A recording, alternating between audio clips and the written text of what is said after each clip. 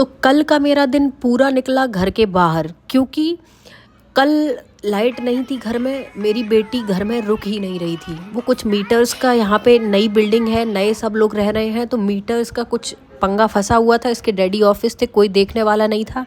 सबके daddies office गए हुए थे बच्चों के, तो सबकी माएँ एक दूसरे के घर में बैठ के अपना टाइम पास कर रही थी। तो हम कम से कम 4-5 घर कल घूम लिए होंगे।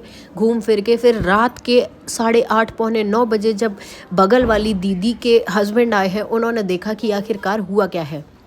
तो जब देखा गया तो पता लगा कि मीटर्स में कुछ दिक्कत थी, जिनकी वजह से लाइट कट हुआ पड़ा था। फिर उसके बाद जब लाइट आई है, फिर मैं आई हूँ अपने घर में, और घर में आके और फिर देखिए मेरे घर की हालत कितनी कचरा हो रखी है। सुबह जो जैसा जिधर पड़ा था पूरा, आजकल मेरा घर ना सच में ऐसा ही रहता है और मुझे देख के बड़ा दुख लगता है कि मैं समेटती भी हूँ लेकिन फिर से वैसा ही हो जाता है।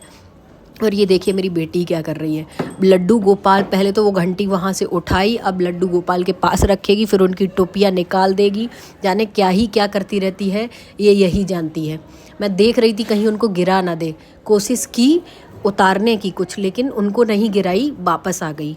और भाई मेरे से ज़्यादा तो मेरी बेटी मंदिर के चक्कर लगाने लगी है। मेरा तो पूजा करना हो ही नहीं पाता है। कभी कभार हो जाए तो हो जाए, वरना रह जाता है। 1 दिन छोड़ 2 दिन छोड़ के ही मंदिर में दिया जल पाता है। लेकिन ये अपनी हाजिरी लगाती रहती हैं किसी न किसी बहाने से भगवान जी के पास।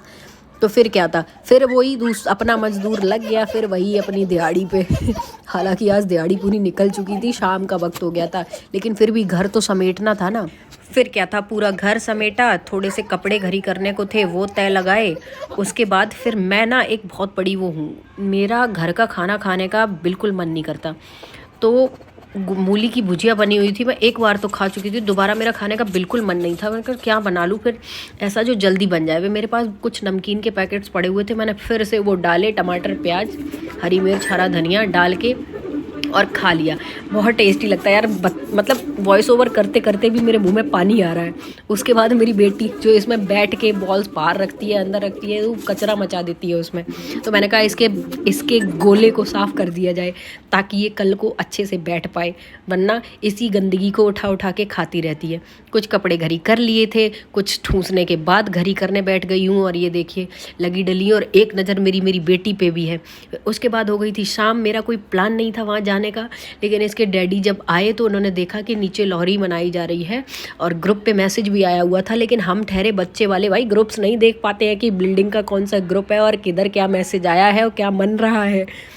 इसके पापा बोले कि ग्रुप पे मैसेज आया है, सबको नीचे आना है, लोहरी सेलिब्रेट करेंगे, ऐसी छोटी सी, क्योंकि हम सब अभी नए नए हैं तो उतना एक दूसरे को जानते नहीं हैं। तो उसी के अकॉर्डिंग छोटा छोटा अभी सिर्फ शुरुआत कर रहे हैं चीज़ों की, तो बस अपना छोटा छोटा सेलिब्रेशन कर लेते हैं। तो फिर इसके पापा मुझे छत पे आए, बोले अब चलो नीचे जल्दी से। फिर अपनी बेटी को लेके हम सब गए, हमने लोहरी सेलिब्रेट की अपना जिस स्तर पे कर पाए। बहुत अच्छा लगा, बहुत ज़्यादा मज़े भी आए, और मेरी बेटी को तो बहुत मज़े आते हैं जब उसको ऐसी जगहों पे लेके जाओ, बहुत खुश रहती है, बिल्कुल नहीं रोएगी।